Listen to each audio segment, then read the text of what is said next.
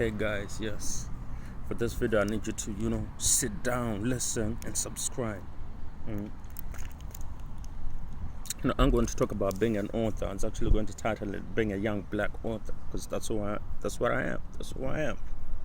You see, right now I just finished editing my book, and I'm talking to some people here and there in the industry to see where we take this novel, this debut novel of mine. You see,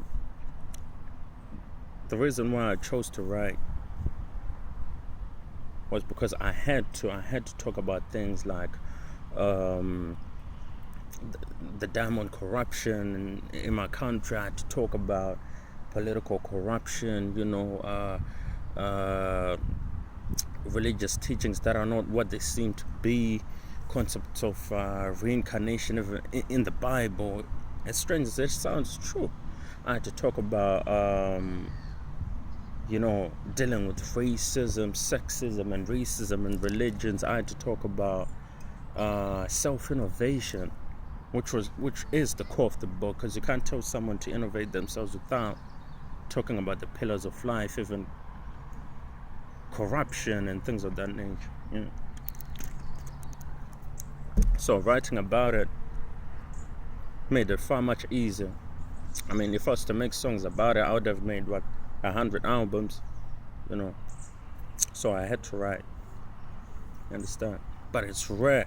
You understand? You don't see young black males that are authors. You don't see young Arabs that are authors. You don't see young Chinese that are authors. You understand? It's like maybe people don't have much to write about. You understand? But I'm sure there's some people out there that are probably thinking, you know what? I know such and such, and I've been through such and such, and maybe I should just write. And I'll tell you, you should.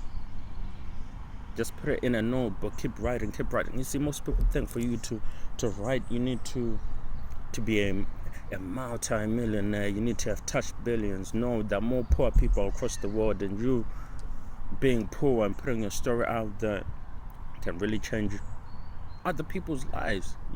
That could easily make you relate to so many people, because we know so many of these people that are claiming, oh, you know what, I'm a millionaire, you should work hard and do A, B, and C.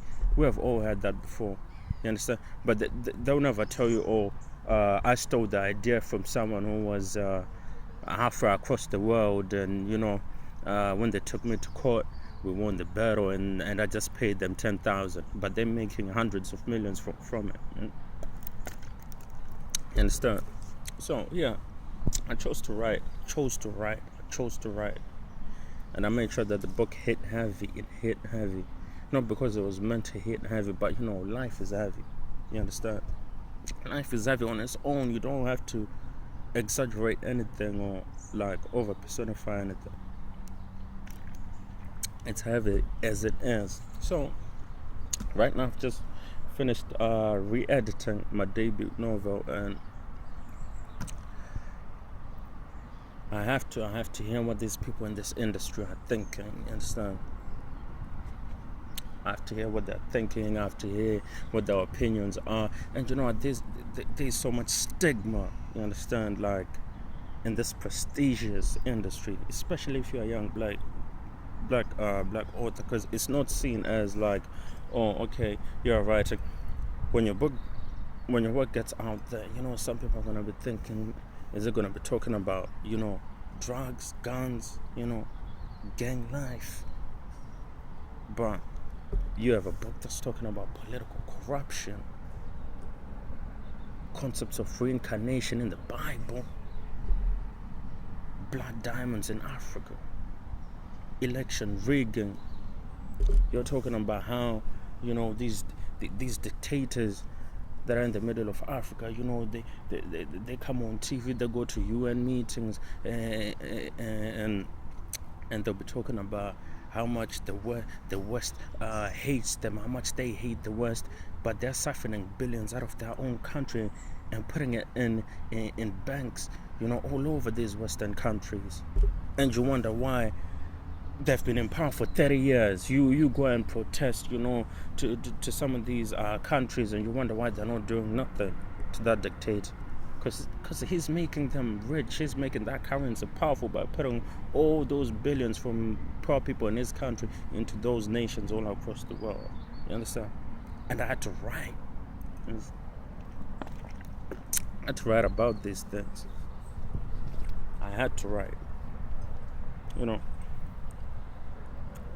of course, I put a little dash of rags to riches, you know, to make it more entertaining. Because there's nothing as boring as putting fact after fact after fact without making it entertaining. It becomes more like, I don't even know. I don't even want to know. So, yeah.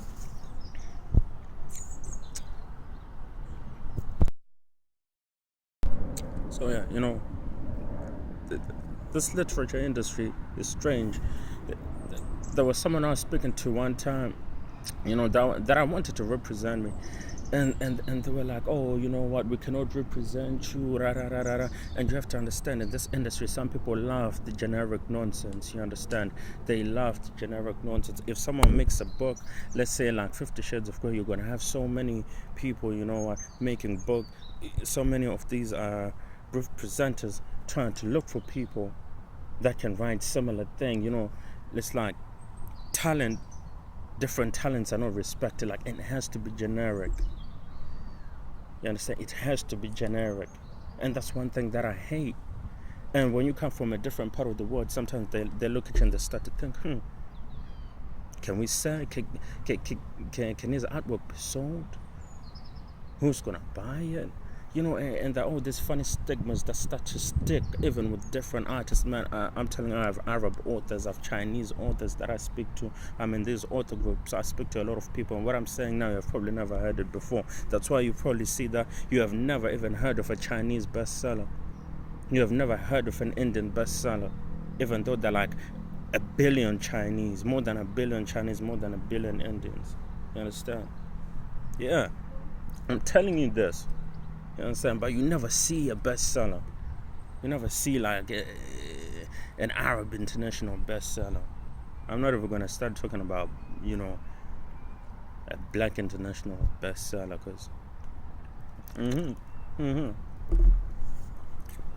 because I can be here the whole day. You understand? But yeah, you guys subscribe, and I'm going to keep you posted on the progress so far. But you have to enjoy what you're doing.